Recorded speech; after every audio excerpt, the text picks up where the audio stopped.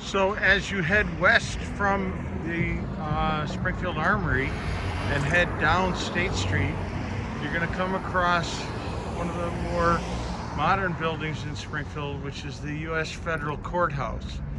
You can see in the courthouse grounds there's two beautiful shade trees that were preserved during construction of the courthouse 10 years ago.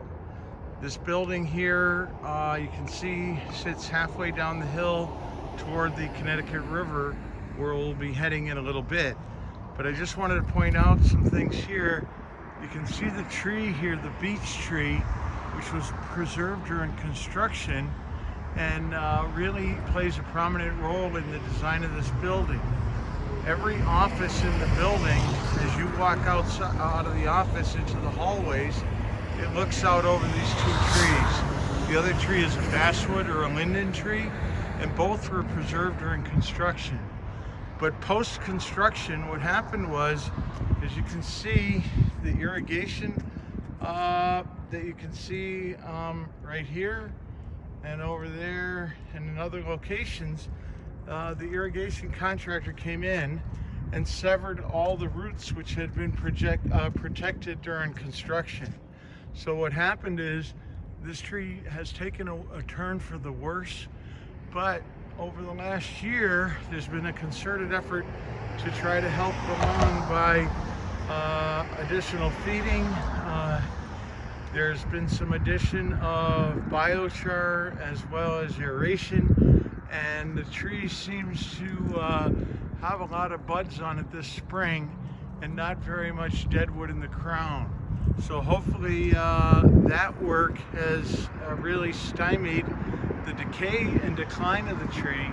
However, you can still see that it really doesn't achieve the same design intent that the world-acclaimed architect Moshe Safdie had intended as he wrapped the building around these two trees as the focus of the design scheme. As we move across the street, you're going to see some buildings here. Right here across is the former classical high school, and now that is condominiums, which is pretty much middle to high level cost for residents who like to live in the downtown area. This here is one of the oldest brick buildings in Springfield, and then if you look behind us, you'll see row houses over here that might have a reminder of Boston or other cities in the eastern United States. We're going to take a look at row houses over here on Mattoon Street in a few minutes. I just wanted to point out a couple other trees here and some other components of what we're seeing here in this urban landscape. You can see a wide open plaza here, and this is because at the courthouse there's a lot of activity and a lot of demonstrations that people come and assemble in front of the courthouse, from trials to social justice to a variety of other components that people are here because our U.S. Congressman Neil, his office is in here in the courthouse. So it's really a very, very busy place, except during the shutdown, pretty much vacant. I just want to point out a couple of trees here that are flowering. When we come down here at this time of the year, it's always nice to see these flowering trees really adding something into the neighborhood. I'll just point out this is a linden tree, but take a look at this. I show this every year.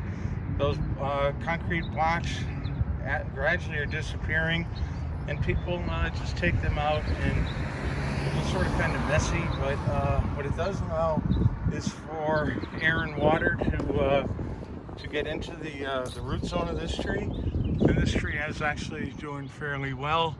You can see there's some brand new pruning cuts that took place over the winter here. I'll just point out down here as we continue along what's called Elliott Street here. I just want to point out a whole series of trees along here that all have some issues. And this one here, you can see the mulch is very deep around it.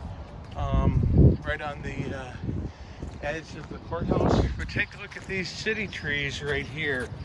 You can see all those girdling roots. These roots are just girdling or wrapping around the entire base of the tree, and that causes issues and problems as the tree grows. So that probably explains why we have some dead wood in the crown. We have a very light tree canopy, and overall this tree that's about 30 years old really hasn't achieved its full growth potential. You can see a tree across here that doesn't have some of those same constrictions, how large that one is. But there's a whole series on this whole road down here, and you can go one by one by one and see the girdling roots on the trees. We'll just take a look at another one right up here. So this one's not too bad. This is a London plane tree, but let's take a look over here. And at the base of this big beech tree, you can see that this one here has a lot of girdling roots. And then as you go down the street here, I know all those trees down the end have a lot of girdling roots. This building on your right side here is the facade of an old high school, Tech High School, that was located here in Springfield. And now it's the high-speed computing center for the Commonwealth of Massachusetts, State of Massachusetts Archives. So all of the records in the state that are stored in Boston down in Dorchester, all the backup and all the computerized versions of those are all stored right here in the high-speed computing center. At the end of the street, you can see a church right here. This was designed by Henry Hobson Richardson, H.H. Richardson, who also did the Trinity Church that you find right at Copley Square in Boston. So that's one of the neat features here, is the historic architecture that's in Springfield. And you can see looking back toward the courthouse.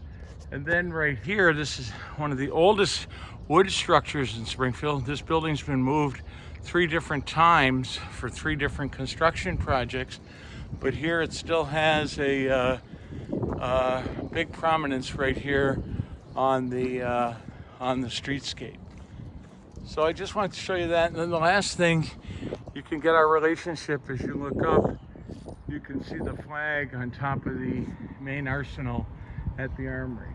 Okay, so I just wanted to point those out to you as we're down in this neighborhood.